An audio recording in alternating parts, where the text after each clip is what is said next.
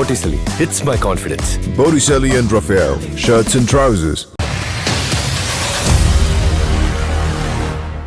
வாய்கிலேயே பேசுறான்னு எதிர்கட்சிக்காரங்க மாதிரி கூட வார்த்தையை நான் பயன்படுத்தணும்ல. பக்கம் பக்கமா பேசுறீங்களே, மணிக்கணக்குல பேசுறீங்களே, ஒரு ட்விட் கூட பிரதமரால போட முடியலையா?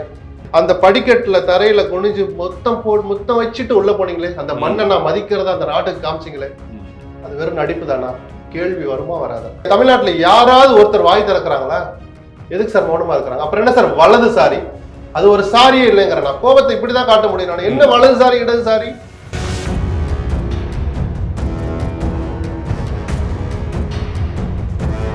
உள்ள வீசினார்கள், தாக்குதல் நடத்திவிட்டு ஓடினார்கள் ஒரு கும்பல் அப்படிலாம் சொன்னீங்களா? ரைட்டு, ஒரு பதட்டம் இருக்கதான் செய்யும். இன்னைக்கு தேசத்தின் ஆன்மா மீதே ஒருத்தன் இப்படி செக்யூரிட்டி லேப்ஸ் ஏற்படுத்திட்டு உள்ள போய் குதிச்சு விளையாடுறாங்க. நடந்த சம்பவம் துரதிருஷ்டவசமான, பாதுகாப்பை பலப்படுத்த வேண்டும். இவரும் ஐபிஎஸ் ஆபீசரா இருந்தவர் தானே, ஐபில ஒர்க் பண்ணவர் தானே, ஒரு ட்விட் போட வேண்டியதானே? யோகியமற்ற நேர்மையற்ற இந்த ஆளுநர் இனி எந்த கருத்தை சொன்னாலும் தமிழ்நாட்டு மக்கள் ஒரு பொருட்டா கூட மதிக்க மாட்டாங்க.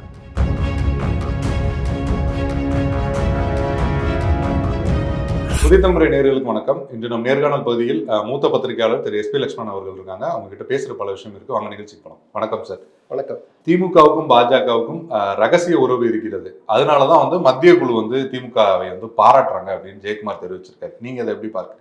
மத்திய குழு பாராட்டினது கிட்டத்தட்ட 90% எதை மனசுல வச்சு எதை பார்த்துன்னா, புயலுக்கு பிந்தைய நிவாரண பணிகள்ல அவங்க எந்த அளவுக்கு இந்த அரசு வேகமா நடந்ததுன்னு, இந்த புயல் விஷயத்துல, நிவாரண விஷயத்துல, முன்னெச்சரிக்கை விஷயங்கள்ல இந்த அரசை விமர்சித்த நான் கூட அந்த புயல் மழை ஓய்ந்த பிறகு இந்த அரசு நடந்து கொண்ட விதம், அவர்கள் காட்டிய வேகத்தை பாராட்டி தான் பேசணும். பாராட்டுறது விமர்சிக்கிறது இல்லை, யதார்த்தத்தை பார்க்கறத சொல்றோம். இந்த வேகம் முன்னெச்சரிக்கையில் இல்லாமல் போயிடுச்சு.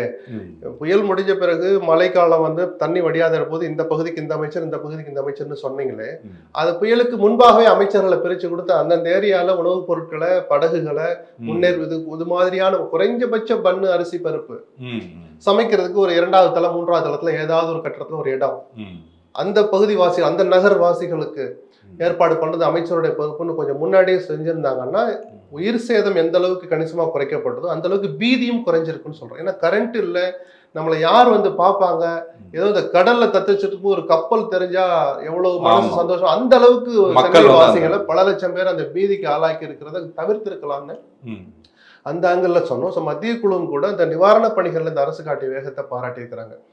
இதை ஒரு அரசினுடைய செயல்பாடுகள், அதை ஒன்றிய அரசு மத்திய அரசு பார்க்கிற விதம் அப்படி கடந்து போகணுமே தவிர அரசியல் பேசுற நேரம் இது அல்ல. ஜெயக்குமார் இன்னொரு விஷயத்த கூட சொன்னார்.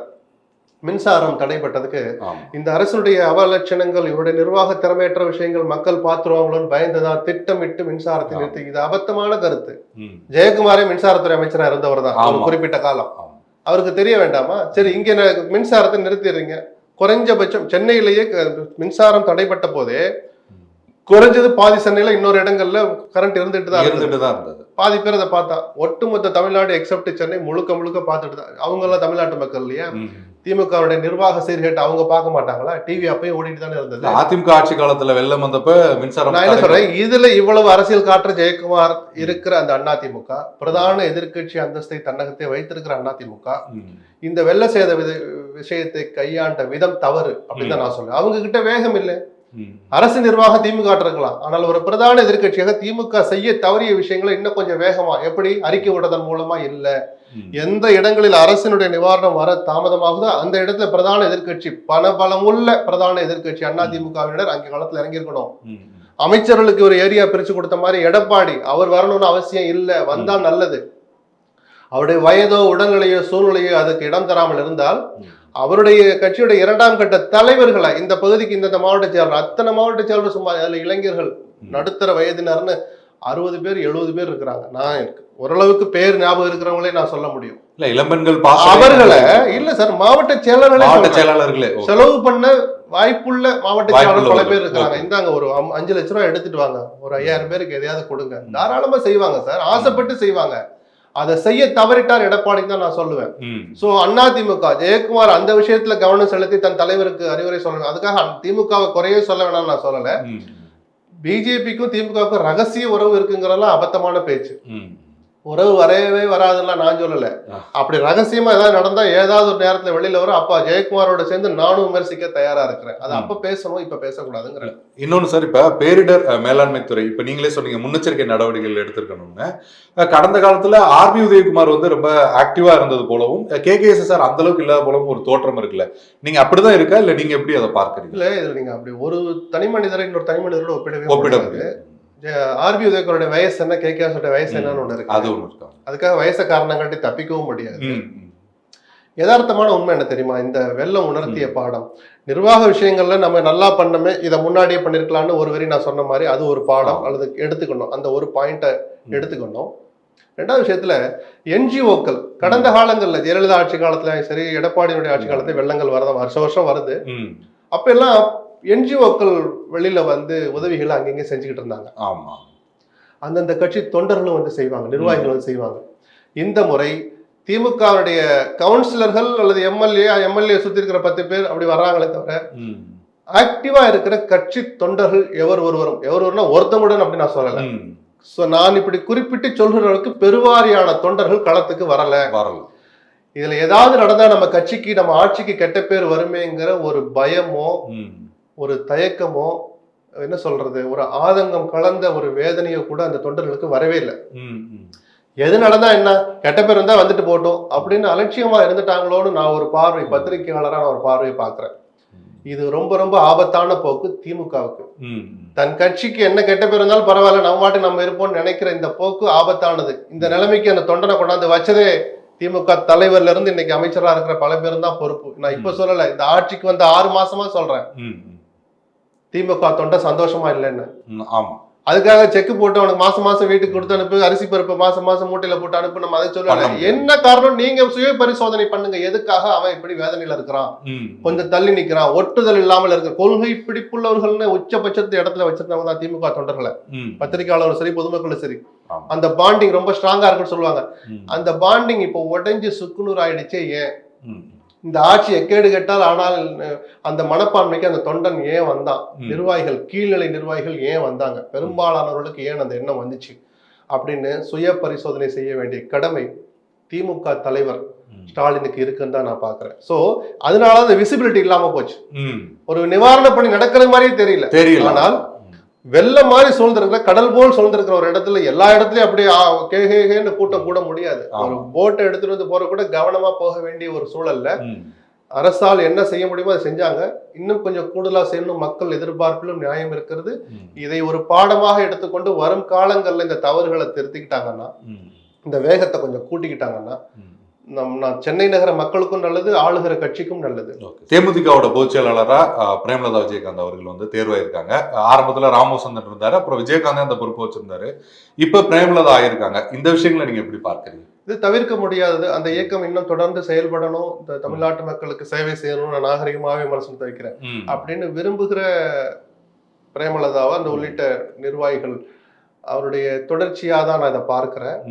நேற்று அவர் தேர்ந்தெடுக்கப்பட்ட, அதாவது ஒரு திராவிட இயக்கத்துக்கு கவனிக்கப்படுகிற ஒரு இயக்கத்தின் திராவிட இயக்கத்திற்கு பொதுச் செயலராக ஒரு பெண்மணி வந்ததுல நமக்கு சந்தோஷம் தான், வாழ்த்துக்களை சொல்லலாம். ஜெயலலிதாவுக்கு பிறகு ஒரு முழு நேர பொதுச் செயலர் அது இவர் தான் திராவிட இயக்கத்துக்கு. அவர் தேர்ந்தெடுக்கப்பட்ட நாள் விதம், ஏன்னா விஜயகாந்துக்கு ஏதோ ஆயிடுச்சுன்னு வதந்திகள்லாம் பரவி ஒரு முதல் முறையா புதுவெளியில் அப்படி அவரை உட்கார வச்சு இதே போன்ற சூழல்கள்ல ஏற்கனவே பல நேரங்கள்ல பொதுக்குழுக்கும் சில கொடியேற்று நிகழ்ச்சிக்கெல்லாம் கூட தலைமை கழகத்துக்கு வந்திருக்கிறாரு. அதையும் தாண்டி ஒரு நலிவுற்ற நிலையில நேற்று இருந்ததை எல்லோரும் பார்த்தோம். அரசியலுக்கு அப்பாற்பட்டு விஜயகாந்த் திரையில நேர்லையும் வேற மாதிரி கர்ஜிச்சு பார்த்தவங்களுக்கு அது கொஞ்சம் மனசு கஷ்டத்தை கொடுத்துடுச்சு. சில சினிமா இயக்குநர்கள் உட்பட பல பத்திரிகையாளர்கள் உட்பட சொன்னது மாதிரி இனிமேல் விஜயகாந்த் இப்படி பொதுவெளிக்கு அழைச்சிட்டு வர்றத பிரேமலதா உள்ளிட்ட கட்சிக்காரர்கள் நிறுத்திக்கணும்.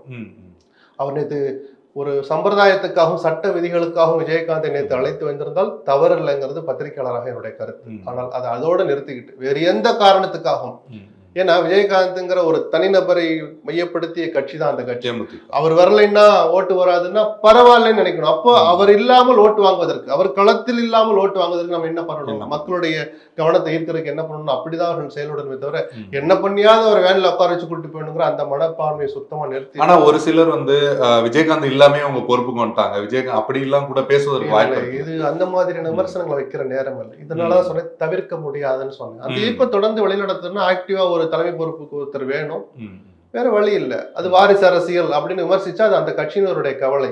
அதை பார்க்கிற பொதுமக்கள் தான் அதை முடிவு பண்ணணுமே தவிர இப்பவே தாவி குதிச்சு வந்து ஒரு விமர்சனத்தை வச்சு பிரேமலதா வந்தது ஜனநாயக விரோதம் அப்படின்லாம் கோஷம் போடணும் அவசியம் இல்லை.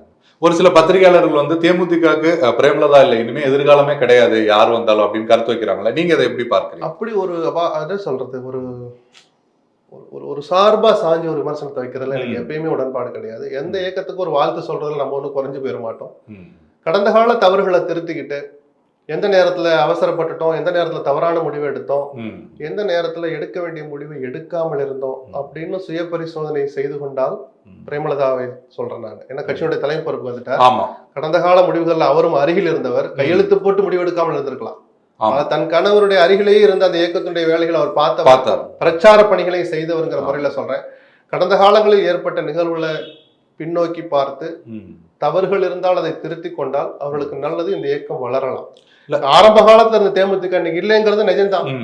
ஆமாம், அது வலுவிழந்திருக்கிறது, வடிவிழந்திருக்கிறது, அதை யாரும் மறுக்கல.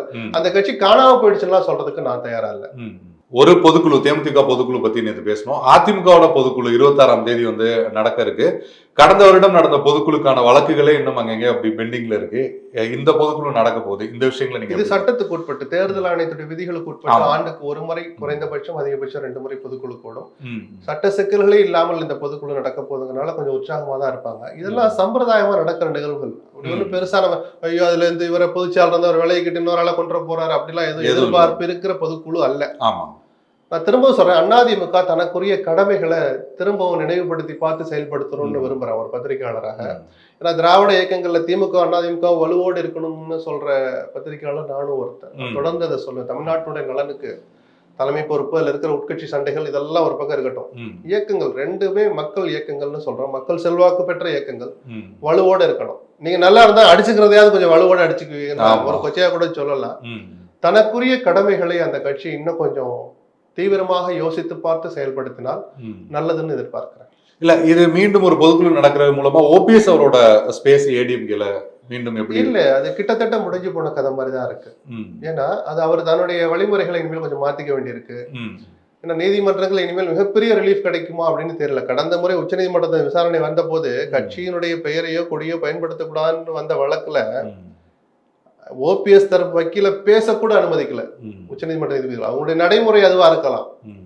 அந்த யதார்த்தத்தை ஓபிஎஸ் ரீட் பண்ணணும்னு நான் சொல்றேன். இதுதான் அப்படின்னா அதை எப்படி இனிமேல் இருப்பேன். தினகரன் என்னைக்காவது வந்து என்னை அதிமுக நீக்கி தவறு கேஸ் போட்டு பாத்தீங்களா? இல்ல. ஆனா தினகரனுக்கு அந்த நேரத்தில் இந்த வயது, இப்போது இருக்கிற வயது, வலிமை அது ஓபிஎஸ் கிட்ட இருக்கும் நம்ம எதிர்பார்க்க முடியாது. ஆனால் அந்த கோர் பாயிண்ட் எடுத்துக்கலாம். துச்சமா ஒருத்தவங்க மதிச்சவங்களை சேர்த்துக்க மாட்டேன் விட்டுட்டு அடுத்த சசிகலா மீதான விமர்சனமே அதுதான். ஆமா, உங்களை மதிக்க மாட்டேன்ற மதிக்கிறதுக்கு 10 பேர் கூட இங்க தயாராக இல்லைங்கிற போது இன்னைக்கு அதிமுக பொறுப்பில் இருப்பவர்கள் அவங்க கதவை எதுக்கு தட்டிட்டு இருக்கணும் அப்படின்னா பல பேரும் அதை ஒரு கருத்தை முன் வச்சாங்க. அது ஓபிஎஸ்க்கும் பொருந்தும். தன்னுடைய அரசியல் பாணியை மாத்திக்கிடணும், எடப்பாடிக்கு தான் பதிலடி கொடுக்கணும்னு நினைச்சா வேற எந்த வகையில கொடுக்கலாம்னு அவர் யோசிக்க வேண்டிய நேரம் வந்திருக்கு. மாற்று வழிகளை அவர் யோசிக்க ஆரம்பிக்கணும். தினகரன் பத்தி சொன்னீங்க. நடிகர் விஜய் வந்து சீமான்ல ஆரம்பிச்ச அன்புமணி ராமதாஸ் இப்ப தினகரன் அவரோட சமீப பிறந்த நாளுக்கும் வாழ்த்து தெரிவிச்சிருக்காரு. இந்த விஷயங்களை நீங்க 10ஆம் வகுப்பு தேர்வில் அதிக மதிப்பெண்கள் பெற்றவர்களை மாவட்டத்துல தேர்ந்தெடுத்து கொடுத்ததெல்லாம் பல அமைப்புகள், சமூக சேவை அமைப்புகள், அரசியல் கட்சிகள் பண்ணதை பார்த்திருக்கோம். சட்டமன்ற தொகுதி வாரியாக டாப் 3 எடுத்த போதே விஜயனுடைய அரசியல் ஆர்வத்தை நம்மளால புரிஞ்சுக்க முடியுது. பல நேரங்களில் வெளிப்படுத்தி இருக்கிறார். அப்படி அரசியல் ஆசை உள்ள அளவுக்கு அவருக்கு இன்னும் சமூக பொறுப்பு இன்னும் வந்து சேரலைங்கிறதையும் நான் சேர்த்து சொல்லிட்டு என்ன சொல்றேன்னா, அந்த அரசியல் ஆசை உள்ள விஜய் இது போன்ற வளர்கிற தலைவர்கள் அல்லது தான் சமகாலம் அல்லது தனக்கு மிக நெருக்கத்தில் இருக்கிற வயதுடைய தலைவர்கள்ன்ற வரிசையில ஒருவேளை தினகரன் அவர் வச்சிருக்கலாம். அதன் காரணமா வாழ்த்து சொல்லிருக்கலாம். இது ஒரு நாகரிகமான அரசியல் நிகழ்வு அல்லது ஒரு ஒரு நம்ம கவனிக்க தகுந்த நிகழ்வுன்னு கடந்து போயிடும் தான் இப்போதைக்கு நான் பாக்குறேன். இல்ல, தினகரன் வரைக்கும் தேடி தேடி வாழ்த்து சொல்றாருல, அதற்கு என்ன தினகரன் வரைக்கும் தேடி தேடினா நீங்க குறைவா சொல்றீங்க, அந்த அர்த்தத்தை சொல்லல. கவனிக்க தகுந்த ஒரு நபருக்கு நாம போன் பண்ணி வாழ் சொல்லுவாங்க. போன வருஷம் சொல்லாத விஜய் இந்த வருஷம் ஏன் சொல்றாரு? அப்ப அரசியல் ஆசை இன்னும் கொஞ்சம் அதிகமா இருக்கு. அவர் உள்ள களத்துக்கு வர போற நேரம் இன்னும் கொஞ்சம் நெருங்கிடுச்சு அப்படின்னு தான். நான் எதுக்காக தினகரன் அப்படின்றத மென்ஷன் பண்ணேன்றதை நான் சொல்லிடுறேன். அன்புமணி வந்து சில திரைப்படங்கள்ல வந்து புகைப்படி இந்த மாதிரி ஒரு கான்வர்சேஷன் ஆல்ரெடி இருக்கு. சீமானமே தம்பி இந்த மாதிரிலாம் சொல்லிட்டு இருப்பாரு, விஜய்க்கு சப்போர்ட் பண்ணி எல்லாம் பேசுவாரு. தினகரன் அப்படின்றது பொலிட்டிக்கலா இது வரைக்கும் எந்த ஒரு கான்வர்சேஷனும் எதுவுமே நடக்கல. அந்த வகையில தான் நான் தினகரன் அப்படி இல்ல. அதனாலதான் நாகரிக அரசியல்னு சொன்னேன். எதிர்கட்சி தான் நான் கட்சி அரசியலுக்கே வந்தால் கூட, தேர்தலில் போட்டியிட வேண்டிய சூழல் வந்தா கூட, இந்த ஒரு நபரோடு நான் இனிமேல் எந்த ஜென்மத்திலும் கூட்டணி வைக்க மாட்டேன் அப்படின்னா அந்த அரசியலே எனக்கு வேண்டாம்னு யாராவது ஒரு எக்ஸ் பெயரை குறிப்பிட்டு விஜய் சொன்னால் கூட, அந்த எக்ஸுக்கு ஒரு பிறந்தநாள் வரும்போது வாழ்த்து சொல்றதுதான் அரசியல் நாகரிகம்னு நம்ம சொல்றோம். அதோட இந்த நேரத்துல கடந்து போயிடணும். அப்படிங்கிற போது இந்த சர்ச்சைக்கெல்லாம் இடமில்லாத தினகரனுக்கு ஒரு வாழ்த்து சொன்னால ஆச்சரியம் இல்லை. ஆச்சரியம். நாடாளுமன்ற தாக்குதல் அந்த சம்பவங்கள் நீங்க எப்படி பார்க்கறீங்க? தொடர்ச்சியா 15 எம்பிக்கள் வந்து சஸ்பெண்ட் செய்யப்பட்டிருக்காங்க. இந்த விஷயங்கள் பாதுகாப்பு குறைபாடுங்கிறது அமித்ஷாவே நாடாளுமன்றத்துக்கு வெளியே ஒப்புக்கொண்டிருக்கிறார். ஆமா, அது கொஞ்சம் அவமானகரமா இருக்கு. ஏன்னா ஒத்துக்கிட்டது நேர்மையான செயல். ஆனால் இந்த வார்த்தையை நாடாளுமன்றத்துல இருந்துகிட்டு சொல்லுங்கன்னா அந்த 15 எம்பி அது குறித்து நடவடிக்கை எடுக்க வாய்கிலேயே பேசுறான்னு எதிர்கட்சிக்காரங்க மாதிரி கூட வார்த்தையை நான் பயன்படுத்தணும்ல. பக்கம் பக்கமா பேசுறீங்களே, மணிக்கணக்குல பேசுறீங்களே, ஒரு ட்விட்டு கூட பிரதமரால போட முடியலையா? நடந்த சம்பவம் துரதிருஷ்டவசமானது. அப்ப நீங்க அந்த நாடாளுமன்ற பொது கட்டடம் திறக்கிற போது அந்த படிக்கட்டுல தரையில குனிஞ்சு முத்தம் வச்சுட்டு உள்ள போனீங்களே, அந்த மண்ணை நான் மதிக்கிறதா அந்த நாட்டுக்கு காமிச்சிங்களே, அது வெறும் நடிப்பு தானா? கேள்வி வருமா வராதா? அவ்வளவு மரியாதை வச்சிருக்கீங்கன்னா அந்த தேசத்தின் ஆன்மா மீது, அந்த அரங்கத்துக்குள்ள ஒருத்தர் குதிச்சு விளையாடுற அளவுக்கு செக்யூரிட்டி லேப்ஸ் இருக்குன்னா, பிஜேபி திட்டமிட்டு செய்த செயல், நாட்டினுடைய பாதுகாப்பு கேள்விக்குறி அப்படின்லாம் போக வேண்டாம். துரதிருஷ்டவசமானது முதல் வார்த்தையை பதிவு பண்ணுங்க. ஒரு 4 பேரை வாசிச்சு அந்த அறிக்கையில அந்த அவையில ஒரு அறிக்கை மாதிரி சொல்றதுல என்ன சார் உங்களுக்கு கௌரவ குறைச்சல்? அதை தானே சார் அந்த எம்பிக்கள் கேட்டாங்க. அரசியல் செய்கிறார்கள்னு வெளியில போய் ஒரு டிவி நிகழ்ச்சியில போய் பேசுறாரு அமித்ஷா. அதை அவர்கள் செய்ய வச்சது யார்? அமித்ஷா தான். அங்க போய் பேசின பேச்சு ஈவினிங் நடக்குது, மதியானமே அங்க வந்து ஒரு அறிக்கையை வாசிச்சிருந்தா அவங்க ஏன் சார் போராட போறாங்க? அவங்களுடைய ஒற்றை கோரிக்கை அதானே, அமித்ஷா அறிக்கை தாக்கல் செய்யணும். அவர் தானே சார் பொறுப்பான அமைச்சர். அதை செய்ய தவறிட்டு வெளியில போய் அவங்க அரசியல் பண்றாங்கன்னா அதுதான் உங்களுடைய கள்ள மௌனம் தான் அரசியல். இதுவே வேற கட்சி ஆட்சியில வேற கட்சி எம்பி ஒருத்தர் லெட்டர் கொடுத்தாங்கன்னா இன்னைக்கு பிஜேபி சும்மா இருக்குமா? தமிழ்நாட்டுல யாராவது ஒருத்தர் வாய் திறக்கிறாங்களா? எதுக்கு சார் மௌனமா இருக்கிறாங்க? அப்புறம் என்ன சார் வலதுசாரி? அது ஒரு சாரியே இல்லைங்கிற நான் கோபத்தை இப்படிதான் காட்ட முடியும். என்ன வலதுசாரி இடதுசாரி? வாய்களையே பேசுறீங்கல்ல. நடந்த சம்பவம் அவமானகரமானதுன்னு எதிர்கட்சிக்காரன் சொல்லட்டும், துரதிருஷ்டவசமானது, எதிர்காலத்துல இனிமேல் நடக்காம பார்த்து கொண்டு கூட ஒரு சோக்காண்டு வலதுசாரி ஒருத்தர் பேச மாட்டாங்களே. என்ன சார் யோக்கியமற்ற பார்வை இது? யோக்கியமற்ற தன்மை. நாகரிகமாக தான் என்னால சொல்ல முடியுது. கடுமையான வார்த்தை என்ன வேணாலும் பேசலாம். ஆளுநருக்கு இது பொருந்தும், அண்ணாமலைக்கு இது பொருந்தும். தாவி குதிச்சுட்டு வந்து அறிக்கை வார்த்தைகள்ல உங்களுடைய விமர்சனங்களை முன் வச்சிங்களே. டாக்டர் தமிழிசை தமிழ்நாட்டில் நடக்கிற எத்தனை விஷயங்களுக்கு அவங்க கருத்து சொல்லியிருக்கிறாங்க. நிவாரணம் சம்பந்தம் கூட உதயநிதி சொல்லட்டும் சார், அவங்களுக்கு உரிமை இருக்கு, அரசியல் ஆசை இருக்கு, தாராளம் வாழ்த்து சொல்லலாம். நாளைக்கு முழு நேர அரசியல் கூட அவங்க திரும்ப வரட்டும். நடந்த சம்பவத்தை பத்தி ஒரு வார்த்தை ஒரு ட்வீட் கூட விட மாட்டாங்களே, என்ன சார் அர்த்தம் அது? அப்புறம் நீங்கள் பேசுகிற அரசியல் ஒரு நடுநிலையான மக்கள் இனிமேல் எப்படி மதிப்பாங்க? நீங்கள் வெளியிடுற கருத்துக்களை இனிமேல் எப்படி மக்கள் பார்ப்பாங்க? இடது கையால புறந்தள்ளுவாங்களா மாட்டாங்களா? ஆளுநர் ரவி அவ்வளவு யோக்கியமா பேசினார்ல, ரோட்ல ஒருத்தர் அந்த பாட்டில வச்சுட்டு போனதுக்கு என்னால பணி செய்ய முடியாமல் தடுக்கிறாங்கன்னு கம்ப்ளைண்ட் கொடுத்தீங்கல்ல, போய் என்ன விசாரணை உள்ள வீசினார்கள், தாக்குதல் நடத்தி விட்டு ஓடினார்கள் ஒரு கும்பல் அப்படிலாம் சொன்னீங்கல்ல, ரைட்டு, ஒரு பதட்டம் இருக்குதான் செய்யும். இன்னைக்கு தேசத்தின் ஆன்மா மீதே ஒருத்தன் இப்படி செக்யூரிட்டி லேப்ஸ் ஏற்படுத்திட்டு உள்ள போய் குதிச்சு விளையாடுறானே. நடந்த சம்பவம் துரதிருஷ்டவசமான. பாதுகாப்பை பலப்படுத்த வேண்டும். இவரும் ஐபிஎஸ் ஆபீசரா இருந்தவர் தானே, ஐபில ஒர்க் பண்ணவர் தானே, ஒரு ட்விட் போட வேண்டியதானே. எதுக்காக இந்த கள்ள மௌனம்? அதனால சொன்ன யோக்கியமற்ற நேர்மையற்ற இந்த ஆளுநர் இனி எந்த கருத்து சொன்னாலும் தமிழ்நாட்டு மக்கள் ஒரு பொருட்டா கூட மதிக்க மாட்டாங்க. இவரை போன்ற நபர்கள் எவருக்கும் இதுதான் மரியாதை. ஒரு பொதுவான பிரச்சனையில கூட உங்க கருத்துக்களை சொன்ன எல்லாத்துலயும் அரசியல் பண்ணணுமா நீங்க? எதுக்கு சார் மௌனமா இருக்கிறீங்க? மோடி பதவி விலகணும், அமித்ஷா பதவி விலகணும், அதுல எனக்கு உடன்பாடே கிடையாது. இன்னும் சொல்ல போனா அந்த குதிச்சு விளையாண்ட அந்த நபருக்கு உள்ள போறதுக்கு பாஸ் கொடுத்த அந்த பிஜேபி எம்பி மேலேயே தவறு இல்லைன்னு தான் நான் சொல்லுவேன். அவருக்கு எப்படி சார் தெரியும்?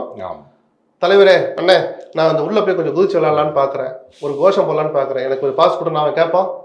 அவன் கூட போகல, அவருடைய தந்தை வந்து கேட்டார்னு சொல்றாரு. அது வரைக்கும் அவருக்கு தார்மீக பொறுப்பும் கடமையும் இருக்கு. அந்த எம்பிக்கு அந்த விளக்கத்தை சொல்கிற கடமை இருக்கு. அவர் செஞ்ச ஒரு என்ன சொல்றது, அவரை அறியாமல் செய்த தவறுக்கு அந்த விளக்கம் தான் பதில். அதோட முடிஞ்சு போச்சு. அது எந்த கட்சி எம்பிக்கு நேத்து அந்த சம்பவம் 1ஆம் நாள் அந்த சம்பவம் நடந்த போது தமிழ்நாட்டை சேர்ந்த எம்பிக்களும் சில பேருக்கு பல பேருக்கு பாஸ் கொடுத்தாங்க, அவங்களும் பார்த்துட்டு வெளில வந்துட்டாங்க. சோ அதை செய்ய தவறி அந்த தனி மனிதனுடைய செயலை தான் நம்ம விமர்சிக்கணுமே தவிர பிஜேபி எம்பின்னு சொல்றதுல அடையாளத்துக்கு வேணா சொல்லிக்கோங்க, அதை தாண்டி அந்த எம்பி விமர்சிக்கிறதுல நியாயமே இல்லை. சோ நம்ம யாருமே அரசியல் பண்ணல, ஆனால் அந்த சம்பவத்தை பத்தி பேசவே மாட்டோம். அந்த சபையை 2 மணி வரைக்கும் ஒத்தி வைக்கிறாங்க, 2 மணிக்கு கூடின உடனே அப்படி ஒரு சம்பவமே நடக்காத மாதிரி யூசுவலான நடைமுறைகளை அலுவலர்கள் எடுத்துட்டு போறாங்க. இது யோக்கியமற்ற அரசியல். என்ன ஒண்ணுமே நடக்காத மாதிரி காட்டிக்கிறாங்களா? என்ன சார் இது அரசியல்? புரியுதுங்களா? இந்த காங்கிரஸ் ஆச்சுன்னா பிஜேபி சும்மா இருக்குமா? தேசத்தினுடைய பாதுகாப்பு முடிஞ்சு போச்சு, அவ்வளவுதான், தேசத்தை வித்துட்டாங்க சொல்லிருப்பீங்களா மாட்டீங்களா? இல்ல பாஸ் கொடுத்ததே வேற எம்பியா இருந்தா நேரம் எதுவும் இந்த அரசியல வேற மாதிரி போயிருக்கும். இந்த நாளினுடைய அலுவல் நேரம் நீட்டிக்கப்படுதுன்னு சொல்லி நைட் 8 மணி 10 மணி வரைக்கும் குய்ய முறைன்னு கத்தி முடிச்சிருப்பாங்க. புரியுதுங்களா? இந்த மாதிரி விஷயத்திலேயாவது குறைஞ்சபட்சம் அரசியலை தள்ளி வச்சுட்டு குறைஞ்சபட்ச நேர்மையோடு எல்லாரும் நடந்துக்குங்கன்னு ஒரு பத்திரிகையாளராக நான் எதிர்பார்க்கிறேன். நீதிமன்றம், உச்ச நீதிமன்றமே சொல்லியிருந்தாங்க, பல்வேறு விஷயங்கள்ல வந்து ஆளுநர் வந்து முதல்வர்கிட்ட பேசணும், அழைப்பும் ஆளுநர் தான் அது அழைப்பு கொடுக்கணும் அப்படின்னு சொல்லியிருந்தாங்க. ஆளுநர் வந்து அழைப்பு வந்து இப்ப விட்டுருக்காரு. முதல்வர் வந்து இந்த மலை சார்ந்த பணிகள் முடிஞ்சோடனே ஆய்வுலாம் முடிஞ்சதுக்கு அப்புறம் பேசுறேன்னு சொல்லியிருக்காரு. இந்த விஷயங்களை நீங்க 6 மாசத்துக்கு முன்னாடி உங்ககிட்டயும் பேட்டியில நான் சொல்லியிருந்தேன், இங்க வாங்க அப்படின்னு சொல்லி முதலமைச்சரை கூப்பிடுற உரிமை ஆளுநருக்கு இருக்கு. ஆமா, கூப்பிட்டா இவர் போகணும். ஒரு டீயை சாப்பிட்டுக்கிட்டு மசோதா வந்துச்சு நான் பார்த்தேன், இந்த இதெல்லாம் தப்பு இருக்கு, ஆன்லைன் ரம்மி விஷயத்துக்கே நான் இதை சொன்னீங்க, இப்படி வந்துச்சுன்னா கோர்ட்ல ஏத்துக்க மாட்டாங்க, இதை திருத்தி அனுப்புங்க, இந்த வடிவத்துல அனுப்பாதீங்க அப்படின்னு ஒரு மசோதாக்கும் தனக்கு இருக்கிற குறைகளை தான் சாதிக்க நினைக்கிறத கூட அவரை வர வச்சு பேசி அனுப்பிச்சுட்டா சுமூகமான உறவு இருக்குன்னு சொன்னேன். இவர் இந்த மாநிலத்தினுடைய ஆளுநரா பதவி ஏற்கிறதுக்கு சென்னை வந்த அன்னைக்கு பத்திரிகையாளர்களை சந்திச்சார், பதவி ஏத்துட்டு சந்திச்சார், லைவ்ல எல்லா டிவியும் அதை ஒளிபரப்புனாங்க. இப்போ ஒரு சவாலான நேரத்துல ஒரு புதிய சூழல்ல இந்த மாநிலத்துக்கு வந்திருக்கிறீங்க, உங்களுடைய உறவு தமிழ்நாட்டு முதலமைச்சரோட எப்படி இருக்கும்? தமிழ்நாட்டு முதலமைச்சரோடான என்னுடைய உறவை எவ்வளவு அழகாக வைத்திருக்க முடியுமோ அவ்வளவு அழகாக நான் வைத்திருப்பேன்னு சொன்னவர் ஆளுநர் ரவி. நீங்க அழகா வச்சிருக்கிற லட்சணம் இதுதானா? குறைஞ்சபட்சம் தலைமைச் செயலரை கூப்பிடணும்னு உங்களுக்கு தோணல? அந்த பெட்ரோல் குண்டு வீசுனதா சொல்ற சம்பவத்துல உள்துறை செயலரை கூப்பிட்டீங்க வாங்க என்ன நடச்சுன்னு கேட்கறதுக்கு உங்களுக்கு தோணல? கமிஷனரை கூப்பிட்டு அந்த வீடியோ ஃபுட்டேஜை கொடுங்க, நிஜமாவே கும்பலா தனிநபரா தெரிஞ்சுக்கணும்னு கூட நீங்க ஆர்வம் காட்டல. எதுலையுமே ஒரு நேர்மையான செயலை செய்ய தவறுகிற ஆளுநரை நான் 6 மாசம் முன்னாடி சுட்டி காமிச்சேன். இப்ப உச்ச நீதிமன்றம் அதை தான் சொல்றான், கூப்பிட்டு பேசுங்க. சரிதானா? இப்ப ஜனாதிபதிக்கு ஒரு மசோதா ஆளுநரால் நிராகரிக்கப்பட்டு திருப்பி அனுப்பப்பட்ட பிறகு அந்த மசோதாவை அதே வடிவிலோ திருத்தத்துடனோ சட்டமன்றம் நிறைவேற்றி மீண்டும் அனுப்பிய பிறகு அந்த மசோதாவை அதன் பிறகு ஜனாதிபதிக்கு அனுப்ப அதிகாரம் இல்லை. இதை நீதிமன்றம் போன விசாரணையின் போது ட்ரையல் ஆர்கியூமெண்ட் நடக்கும் போதே சொல்றாங்க, ஓரலா சொல்றாங்க, அதுக்கு வாய்ப்பு இல்லைன்னு சொல்றாங்க. அப்படி சொன்ன பிறகு அது தீர்ப்பா வராதனால ஓரலா தானே சொன்னாங்கன்னு என்ன சொல்றது, யோகியமற்ற முறையில் இந்த ஆளுநர் நடந்துகிட்டு அவசரமா ஜனாதிபதிக்கு அனுப்பி வைக்கிறாங்க. யோக்கியமற்றதுங்கிறத ரொம்ப நாகரிகமா சொல்றேன். இதை விட ஒரு கீழ்த்தரமான செயல் வேற எதுவுமே கிடையாது. பக்கா அரசியல் இது. அதுக்கு ரிசைன் பண்ணிட்டு நீங்க அரசியலுக்கு வாங்க சார். நான் ஏற்கனவே சொன்னேன், அதே வேலை சேர்ல போட்டியிடுங்க, வரப்போற சட்டமன்ற தேர்தலில் தென்சென்னையில நாடாளுமன்றத்துக்கு போட்டியிடுங்கிற அந்த அரசியல் பண்ணா நீங்க அதுக்குதான் வரணும். இந்த யோக்கியமற்ற இந்த அரசியலை நீங்க செய்யக்கூடாது. இப்ப எங்க கொண்டு போய் நிறுத்திட்டாரு, அப்படி ஜனாதிபதிக்கு அனுப்பிட்டார், தப்பாவே இருந்தா கூட அனுப்பிட்டார். அந்த மசோதா திருப்பி அனுப்புங்க, அதுக்கு ஒப்புதல் கொடுங்கன்னு ஒரு இன்ஸ்ட்ரக்ஷன் அட்வைஸ் செய்யறதுக்கு கூட உச்சநீதிமன்றத்துக்கு அதிகாரம் இல்லைன்னு யதார்த்தத்தை சொல்லிட்டாங்க. இதுல ஏதாவது செய்ய முடியுதான்னு பாருங்கன்னு அட்டர்னி ஜெனரல் கூப்பிடுறாங்க. வடிவேல் ஒரு படத்தை சொன்ன மாதிரி ஏதாவது சொல்லியான்ற மாதிரி நம்ம காமெடியா இருக்கு. ஆனா ஜனநாயகத்தை எவ்வளவு பெரிய கேலி பொருளாக்கிட்டார் இந்த ஆளுநர் ரவீந்திரன் நினைக்கிற போது நிஜமாகவே வேதனையா இருக்கு. இனிமேலாத ஒரு தனி மனிதராக அவர் திருந்த வேண்டும் நான் கேட்டுக்கிறேன். நன்றி.